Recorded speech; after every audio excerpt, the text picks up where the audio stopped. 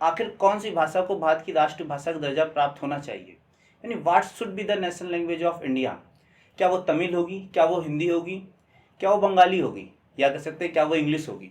तो नमस्कार दोस्तों, मैं हुमन सिंह कुशवाहा और इस वीडियो में लोग डिस्कस करेंगे आखिर कौन सी भाषा को भारत की राष्ट्रभाषा का दर्जा प्राप्त होना चाहिए और जो बाकी भाषाएं हैं उनको ये दर्जा क्यों नहीं प्राप्त हो रहा है या उनमें क्या कमी है, हम लोग इस पर भी डिस्कशन करेंगे। और आपने अगर मेरा पिछला वीडियो नहीं देखा है जो वन नेशन वन लैंग्वेज पर था, यानी हम लोगों को एक भाषा की ज़रूरत क्या है पूरे देश भर में, तो उसका भी लिंक मैं डिस्क्रिप्शन में दे दूंगा। आप इस वीडियो के खत्म होने के बाद उसको भी जाकर देख सकते हैं। और हम लोग इस वीडियो के कह सकते हैं आखिर में ये भी डिस्कस करेंगे कि हम लोग इस भाषा को, यानी जो हम लोग है लैंग्वेज हमारी नेशनल लैंग्वेज होगी, उसको हम लोग पूरे देश पे इम्प्लीमेंट कैसे करेंगे।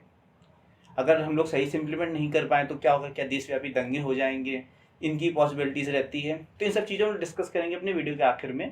तो मैं एक बात फिर से मैं बता देना चाह रहा हूँ यार, जो मतलब मैंने पिछली वीडियो में बताई थी कि यार किसी भी देश या किसी भी राष्ट्र कह सकते हैं, किसी भी राज्य की जो उन्नति है उसका निर्धारण किसी की भाषा के आधार पर नहीं होता है। यार हम लोग एक टाइम पर सोने की चिड़िया थे, तो क्या मतलब क्या हम लोग डिपेंड करता है, क्या हम लोगों की भाषा हिंदी थी इसलिए हम लोग सोने की चिड़िया थे, या हम लोग का व्यापार अच्छा था, या हम लोगों के लोग कह सकते हैं व्यापार करना जानते थे इसलिए लोग सोने की चिड़िया कहलाते थे। तो नाम जो हमेशा काम से बनता है यार, भाषा से नाम नहीं बनता है। तो भाषा क्या है, भाषा केवल एक कह सकते हैं एक माध्यम है केवल अपने विचारों को एक दूसरे तक ले जाने का, एक हमारे साथ एक माध्यम हो सकता है, एक इंस्ट्रूमेंट हो सकता है हमारे कल्चर का आदान प्रदान का। लेकिन ये हमारे विकास के कहते जरिया है, तो ये बिल्कुल गलत चीज़ है। और इस वीडियो का उद्देश्य बिल्कुल भी नहीं है कि हम लोग किसी समुदाय या किसी भी कास्ट की जो है भावनाओं को ठेस पहुँचाएं। तो हम लोग सबसे पहले जानने की कोशिश करते हैं कि आखिर संविधान क्या कहता है हमारी राष्ट्रभाषा के बारे में। तो यह संविधान में ऐसा कोई लैंग्वेज मेंशन नहीं है जो कह सकते हैं हम लोग राष्ट्रभाषा के रूप में है। लेकिन जब देश आज़ाद हुआ, जब संविधान बना, तो इंग्लिश को कह सकते हैं, या इंग्लिश और हिंदी दोनों को ही कह सकते हैं एक तरीके से कम्युनिकेशन की लैंग्वेज की दर्जा प्राप्त हो गया। और ये उम्मीद जताई गई कि आने वाले समय में धीरे धीरे जो है इंग्लिश खत्म हो जाएगी और हम लोग जो है पूरा एक हिंदी राष्ट्र में कन्वर्ट हो जाएंगे। लेकिन आपको भी पता ऐसा नहीं हुआ, इंग्लिश कह सकते थोड़ा सा डोमिनेंस होने लगी है धीरे धीरे। और इस बात के संकेत जो है आप कह सकते हैं 1963 के बाद से ही मिलने लगे थे, जब हिंदी को कह सकते हैं राष्ट्रभाषा के बारे में बात चल रही थी, संविधान में ऐसा कुछ संशोधन किया जा रहा था। तब तमिलनाडु में कैसे बहुत ही भारी हिंसक दंगे होने लगे थे। तो एक बात स्पष्ट हो गई थी कि हम लोग जो है हिंदी को नेशनल लैंग्वेज नहीं बना सकते हैं। और आप कह सकते हैं हिंदी के साथ एक ये भी दिक्कत थी कि हिंदी करीब ऐसे मैंने 40 से 45% लोगों के साथ बोली जाती है। लेकिन भारत में क्या जो बाकी आबादी बचती है, यानी करीब 50% जो आबादी बचती है, वो लैंग्वेज क्या यूज़ करेंगे। क्या हम लोग उनको भी हिंदी सिखाएंगे। सुनने में लग सकता है कि हाँ, अगर हम लोग एक भाषा सिखाने जा रहे हैं पूरे देश भर में तो यार हिंदी को क्यों नहीं सिखा सकते हम लोग। लेकिन आप व्यवहारिक तौर पर देखिए हिंदी उनकी किसी काम की नहीं आएगी। ठीक है, ये हम लोग चीज़ें जो आगे अपने वीडियो में डिस्कस करेंगे कि ऐसा मैं क्यों बोल रहा हूँ। तो भारत के संविधान में क्या हिंदी और इंग्लिश दो भाषाओं को संचार के माध्यम के रूप में बताया गया है कि जो मतलब जो कंपटीशन एग्जाम्स होंगे, हमारे जो सरकारी कामकाज होगा वो हिंदी या इंग्लिश में से किसी दो भाषाओं में हो जाएगा। और इसके साथ ही ये भी कहा गया कि मतलब जो हिंदीपंथी राज्य हैं, यानी हिंदीपंथी राज्य कौन से हैं आप कह सकते हैं, जो उत्तर प्रदेश, बिहार, जो कह सकते हैं एक नॉर्थ सेंट्रल रीजन में आते हैं सारे राज्य, वो एक हिंदीपंथी राज्य है। यानी इनमें जो सारे कह सकते हैं राज्य के कामकाज होंगे वो हिंदी लैंग्वेज में होंगे। और जो गैर हिंदीपंथी राज्य हैं उनमें आप इंग्लिश ऐसे कह सकते हैं मीडियम यूज़ कर सकते हैं अपना कामकाज करने के लिए सरकारी। तो मोटा मोटा आप समझ सकते हैं कि हमारे भारतीय संविधान में ऐसा कोई नेशनल लैंग्वेज के बारे में मेंशन नहीं की गई ये चीज़। तो हमारा सवाल अभी वहीं पर अटका हुआ है कि आखिर हम लोग नेशनल लैंग्वेज बनाएं किसको। क्या हम लोग इस बेसिस पर डिसाइड कर ले कि कौन सी ज़्यादा वैज्ञानिक भाषा है, या कौन सी ज़्यादा भाषा बोली जा रही है, या कौन सी ज़्यादा मॉडर्न भाषा है। तो यार अगर हम लोग इन सब चीज़ों को हम डिस्कस करने बैठेंगे तो हम लोग पास दो ऑप्शन निकल कर आते हैं, एक या तो हिंदी या तो इंग्लिश, और हमारे पास कोई ऑप्शन नहीं बचते हैं।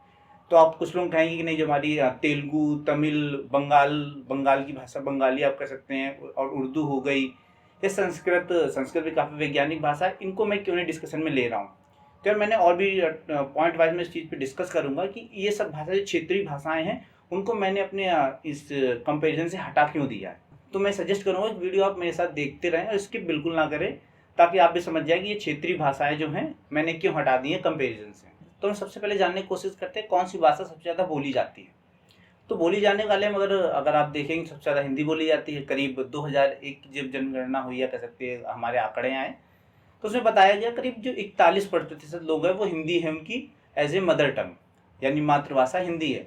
और ये आंकड़ा बढ़ के करीब 43% यानी 43% तक हो गया 2001 की कह सकते हैं आंकड़ों में। तो जैसे ये धीरे धीरे नंबर इंक्रीज कर रहा है। तो यार आंकड़ों में तो ऑब्वियसली स्पष्ट हो जाता है हमारा कि हिंदी हम लोग नेशनल लैंग्वेज बनानी चाहिए। और इसके बाद अगर कोई आप दूसरी जो क्षेत्रीय भाषाएं हैं अगर उनकी आप बात करें तो कोई भी लैंग्वेज जो है 10% का आंकड़ा भी नहीं पार कर पा रही है। अगर आप हमारी जो बाकी भाषा है उनको आप टोटल में मिला लें यार तो भी वो हिंदी के बराबर नहीं पहुंचती हैं। और क्षेत्रीय भाषाओं को अगर आप छोड़ भी दें तो उनसे ज़्यादा जो बोली जाती है वो इंग्लिश हमारे यहाँ। तो या तो इंग्लिश या तो हिंदी है, उसके बाद ही बाकी क्षेत्रीय भाषाएं आती हैं हमारे यहाँ।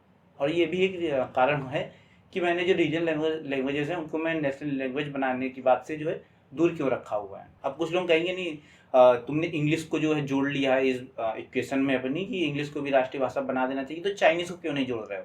यार चाइनीज़ इंडिया में बहुत कम बोली जाती है, या आप मंदारिन की भाषा बात करें या आप स्पेनिश फ्रेंच ये सब भाषाएं हैं बोली जाती है, लेकिन इंडिया में काफ़ी कम लेवल पर बोली जाती हैं। और साथ ही साथ हिंदी की अगर आप बात करें तो हिंदी क्या है, विश्व में चौथी सबसे ज़्यादा बोली जाने वाली भाषा है। और हम लोग इतना ही कह सकते हैं जान रहे हैं तो लोग थोड़ा सा इसके इतिहास के बारे में भी जान लेते हैं कि यार हिंदी क्या है। हिंदी अगर इंग्लिश से कंपेरिजन करें आप अगर तो बहुत पुरानी भाषा है यार। देवनागरी लिपि में लिखी गई हमारी जो हिंदी भाषा है काफ़ी पुरानी है। कुछ लोग मानते हैं 500 साल या कुछ लोग मानते नहीं 1000 साल। तो मतलब संस्कृत से धीरे धीरे कर सकते हैं डेवलप हो गई हमारी हिंदी। तो हम लोग अगर अंग्रेजी भाषा की बात करें तो ये कह सकते हैं इसको 3 कह सकते हैं कालों में बांट दिया गया, ओल्ड इंग्लिश या कह सकते हैं मिडल इंग्लिश और कह सकते हैं फिर जो मॉडर्न इंग्लिश आई। तो ओल्ड इंग्लिश का क्या रहा कि आप कह सकते हैं जब 3 जनजातियों ने कैसे ब्रिटेन पर आक्रमण किया करीब 5वीं सदी में, तब जो इसका मानते हम लोग तब से लेकर 1100 ईस्वी तक जो है आप कह सकते हैं ओल्ड इंग्लिश का जो है काल रहा।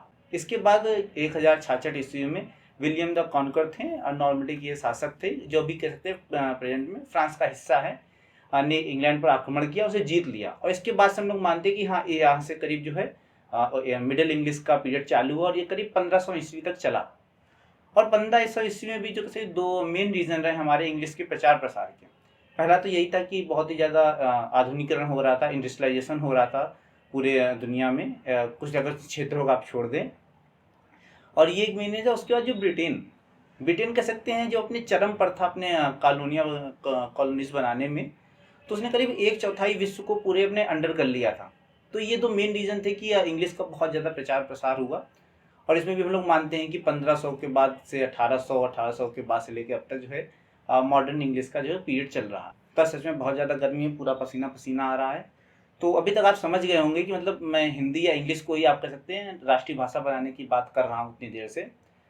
तो अब कुछ पॉइंट्स रहेंगे जैसे कि मतलब कौन सी भाषा ज़्यादा सही है। तो हम लोग सबसे पहले बात करेंगे हमारी जो ग्रामर है यानी कितनी साइंटिफिक है हमारी भाषा। फिर उसके बाद हम लोग बात करेंगे एजुकेशन सिस्टम यानी हमारे शिक्षा पे क्या प्रभाव पड़ सकता है हम लोग अगर इंग्लिश या हिंदी में से कोई एक भाषा का चुनाव करें। फिर देन उसके बाद हमारा आता है बिजनेस या कह सकते हैं ग्लोबलाइजेशन के या कम्युनिकेशन वाली चीज़ें आती हैं। तो हम लोग इन 2-4 पॉइंट्स जो हमारे उस पर डिस्कस करके हम लोग आखिरी में जो है रिजल्ट बता देंगे। और आपको अभी तक समझ में तो आ ही गया होगा कि हम लोग हिंदी या इंग्लिश में से किसी एक को जो है राष्ट्रभाषा बनाने की बात करने वाले हैं।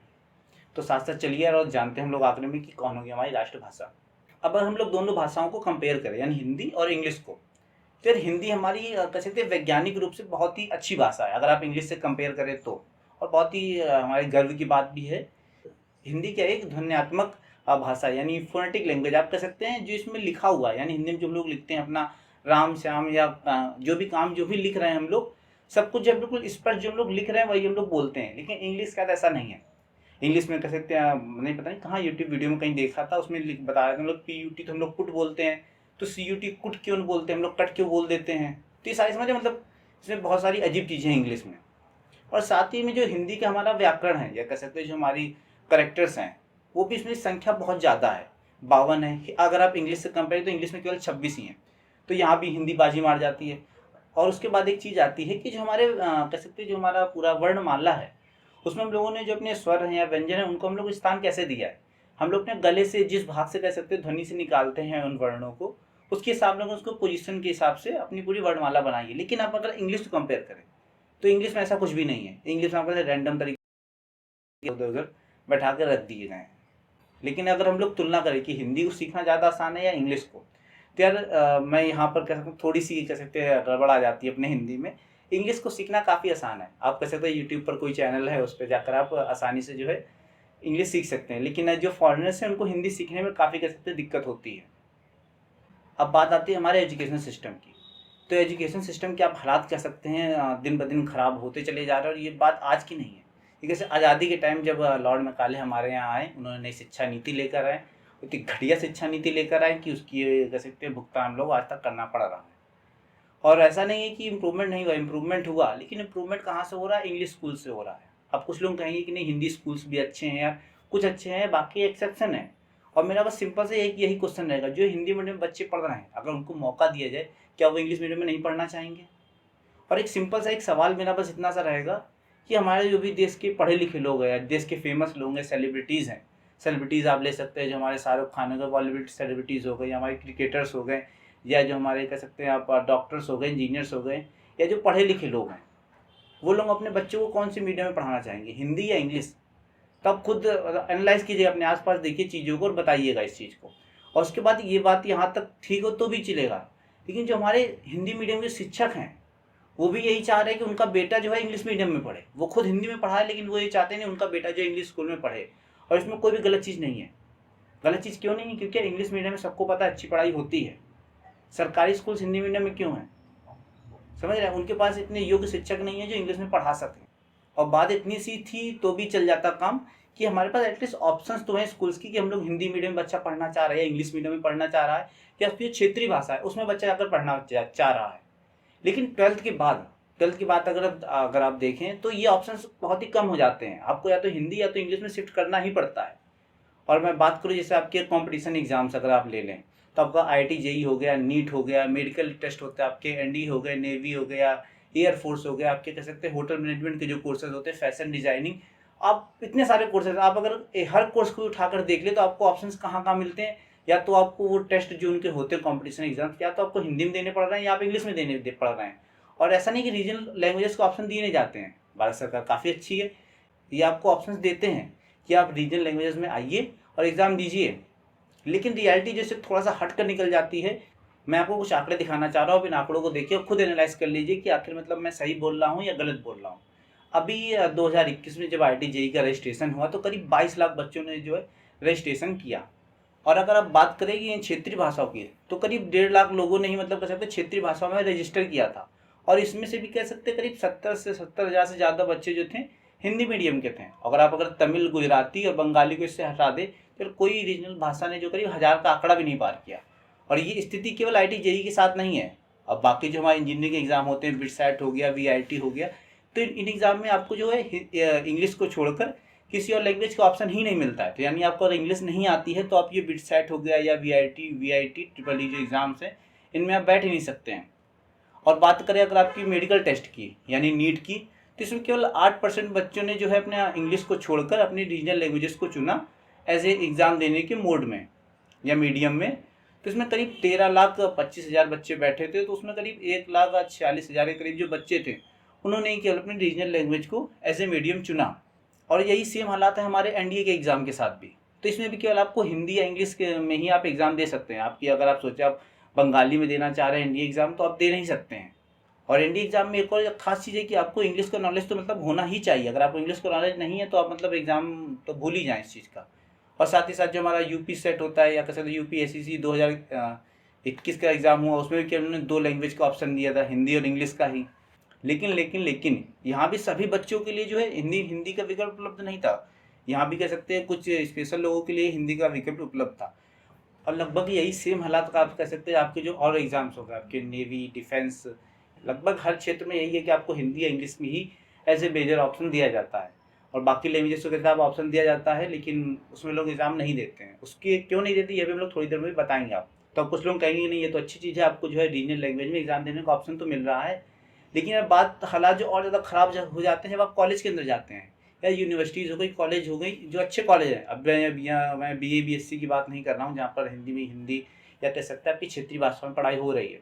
आप नीट क्वालिफाई करने का कॉलेज पहुँचे, JEE क्वालिफाई करने का कॉलेज पहुँचे, ये NDA देने एग्ज़ाम के बाद जो है आपकी ट्रेनिंग या जो भी हो रहा है तो भी मोस्ट ऑफ द केसेस में वो इंग्लिश में ही हो रहा है।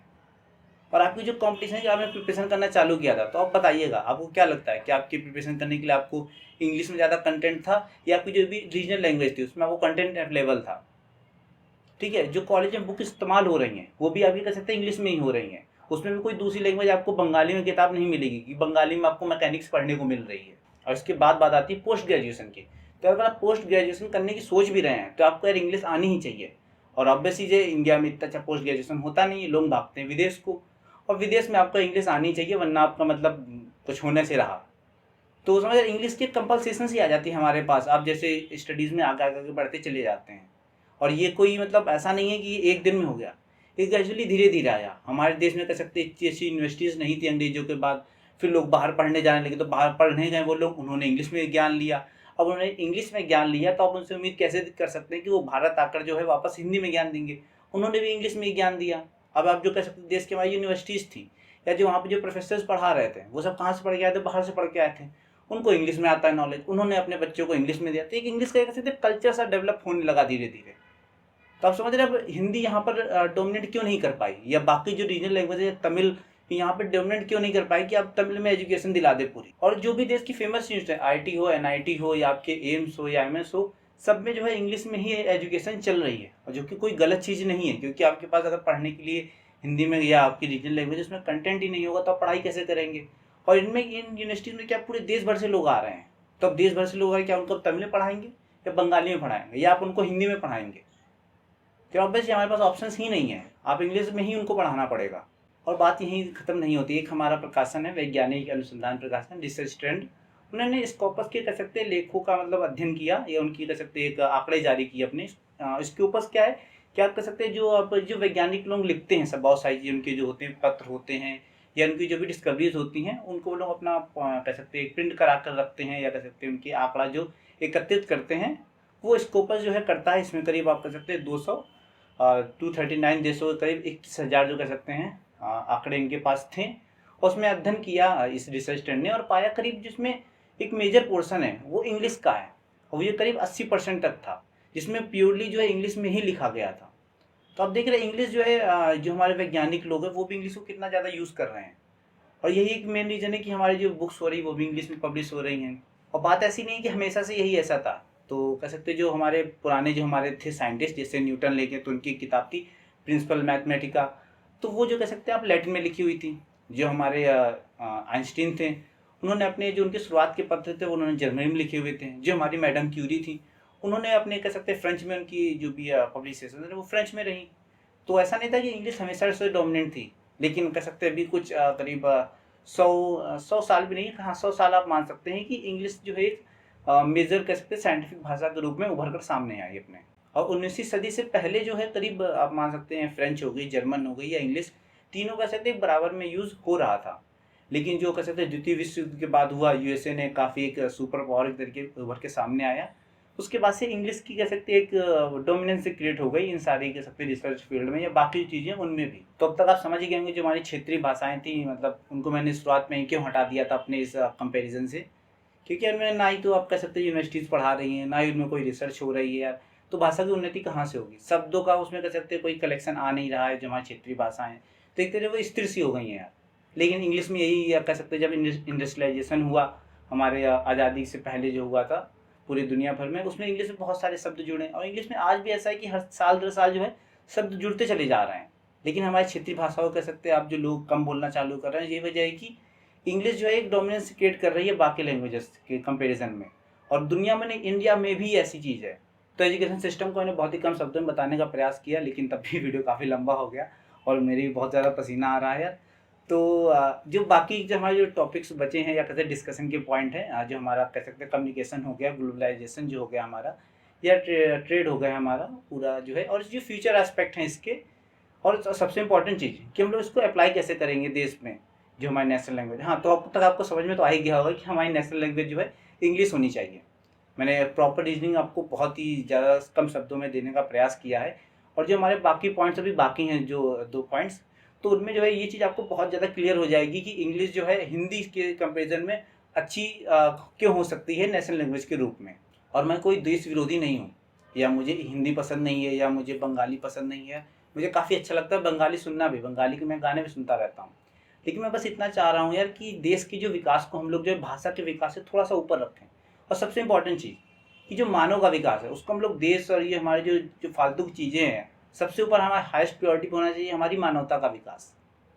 और ऐसा है कि मतलब अभी आपको लग रहा है कि ये फालतू की चीज़ें हैं, लेकिन अगले वीडियो में थोड़ा सा इस बात पे एस्पेक्ट जो है हमारे इंग्लिश के, कि इंग्लिश कैसे हमारी जो है ग्लोबलाइज्ड लैंग्वेज हो जाएगी, पूरा देश या कहें पूरी दुनिया जो है इंग्लिश को यूज़ करेगी। तो कमेंट सेक्शन में अपने सजेशन और सुझाव दीजिए और बताइए कि यार मतलब इसमें इम्प्रूवमेंट क्या हो सकता है या इम्प्लीमेंट कैसे करेंगे, मैं अगली वीडियो में बताऊंगा। आप भी जो अपनी राय दे सकते हैं। और तब तक बिल्कुल ऐसे बैठ के मतलब अगली वीडियो का इंतजार ना करें, तब तक सोचिए, सीखें और लोगों को बताएं इस बारे में। हम लोग मिलते हैं अपने अगली वीडियो में, तब तक टाटा बाय बाय।